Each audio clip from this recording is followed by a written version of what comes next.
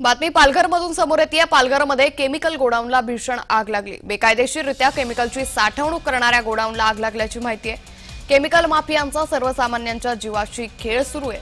बोईसरच्या सरावली ग्रामपंचायत मधील अमृत रेसिडेन्सीच्या बाजूला असलेल्या केमिकल गोडाऊनला मध्यरात्रीच्या सुमारास भीषण आग लागली।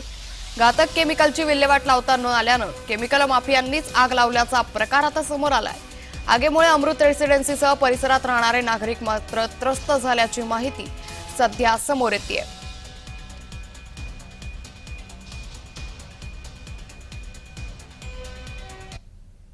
काय नाही, आग म्हणजे ना एकदम आम्हाला डेंजरस आहे। एवढी डेंजरस आग होती ना की विचारायला नको। मग आम्ही सडनली लगेच आम्हाला जास्त लक्षात आलं तर आम्ही फायर ब्रिगेडला फोन केला। हा नेमका आगीचा लागण्याचा प्रकार काय? प्रकार म्हणजे हा केमिकलच आहे आणि त्यांनी 2-3 दिवस त्यांचं काहीतरी हलवाहलवी चाललेली ते स्लश सगळं सुकवायचं चाललं का काहीतरी चाललेलं आहे। त्याच्यामुळे वास पण आम्हाला भरपूर येत होता आणि सडनली रात्री आम्ही जस्ट 11 वाजता बाहेर फिरत होतो तो तिकडे आग लागलेली होती। या संदर्भात काही प्रदूषण नियंत्रण मंडळाला आपण तक्रारी केल्या? हो, MPCBला पण ॲप्लिकेशन आहे, पोलीस स्टेशनला पण आहे, ग्रामपंचायतला पण आहे। तर केमिकल माफियांचा सर्वसामान्यांच्या जीवाशी खेळ सुरू असल्याचं पाहायला मिळतंय। या संदर्भात अधिक माहिती घेऊयात आमचे प्रतिनिधी विनायक पवार यांच्याकडून। विनायक, पालघरमध्ये या केमिकल माफियांचा सर्वसामान्यांच्या जीवाशी खेळ सुरू असल्याचं पाहायला मिळतंय, का अधिक माहिती? हो, नक्कीच।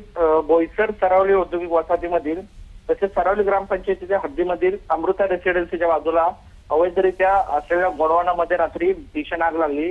यामध्ये मोठ्या प्रमाणात केमिकल युक्त साठवणूक करण्यात आली होती।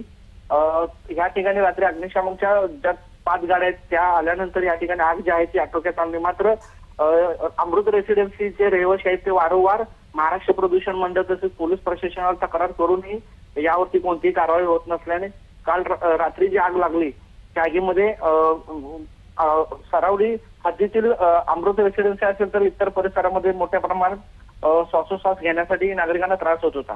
अंकिता, नक्कीच, त्यामुळे एकंदरीतच आता या केमिकल माफियांवरती कशा पद्धतीने कारवाई होणार हे पाहणं महत्त्वाचं असेल। धन्यवाद विनायक, आपण दिलेल्या सविस्तर माहिती